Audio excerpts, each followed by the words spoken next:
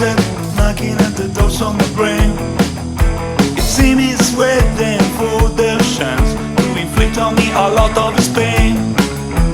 Maybe I'm there just taking a rest, starting to turn down my eyes.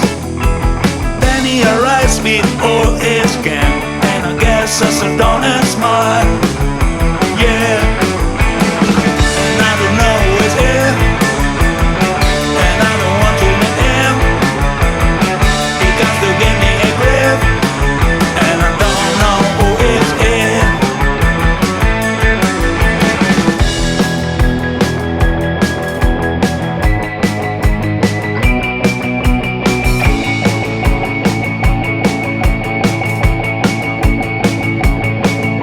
He told me he wants just a fight.